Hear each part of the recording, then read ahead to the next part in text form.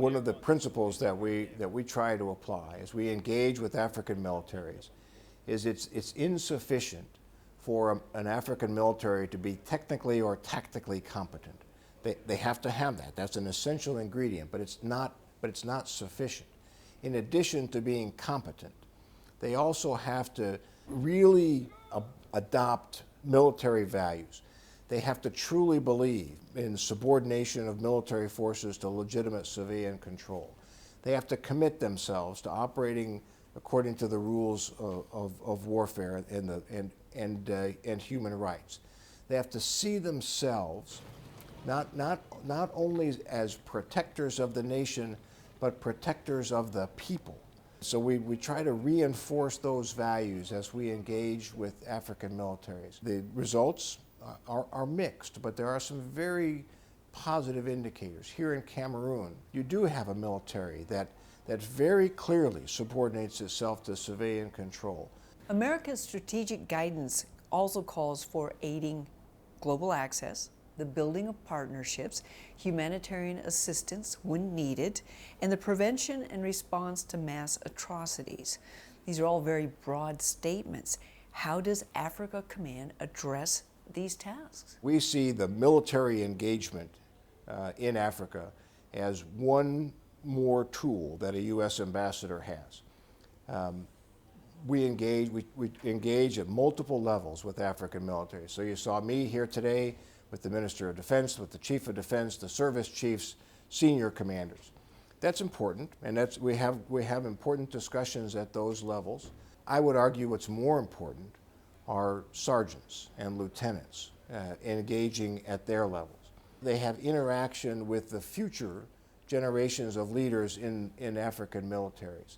So we try to take a multi-echelon approach, if you will, to our engagement.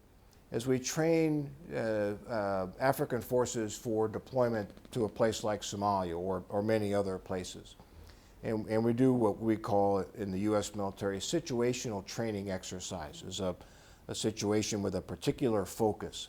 What we'll do in some of those situational training exercises, we'll have an African patrol, for example, come across a situation in a village or a town where someone from the town accuses a soldier of sexually abusing or raping someone in the town, and they have to deal with that.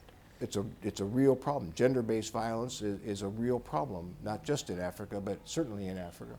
So the opportunity to practice that, to deal with that, to get that subject on the table for discussion is one way we can influence those kinds of behaviors. Are they receptive?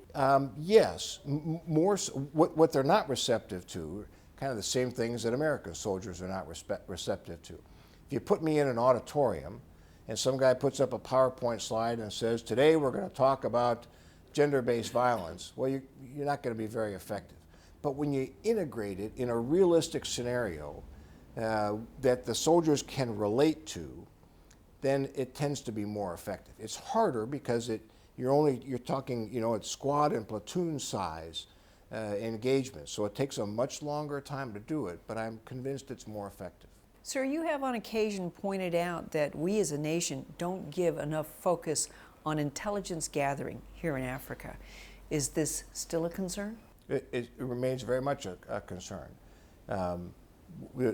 We do have a very sophisticated intelligence system that's operative in Africa as it is in many other places.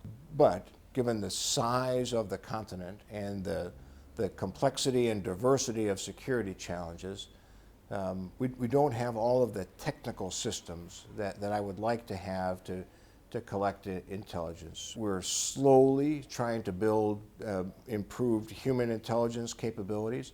But frankly, the Africans will always be better than we are in that regard.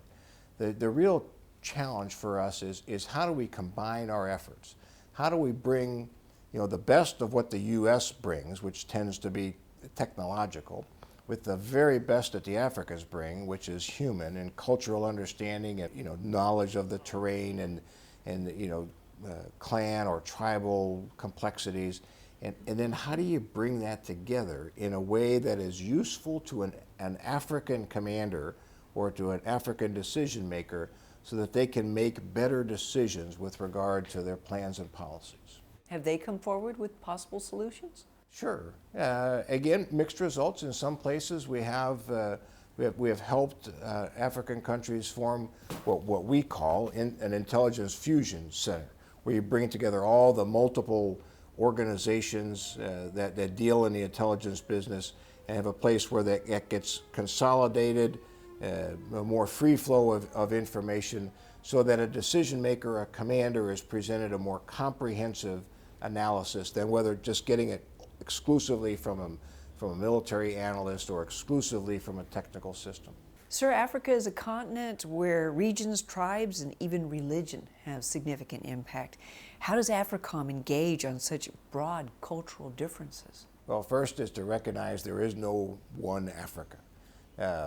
In fact, one of the clearest senses that someone doesn't really know what they're talking about is if they say, well, the Africans think this or the Africans believe that. I mean, there's no universal African view. We begin by approaching the challenges from a regional standpoint, and we apply the same geographic regions as does the African Union through its regional economic communities. That format works pretty well.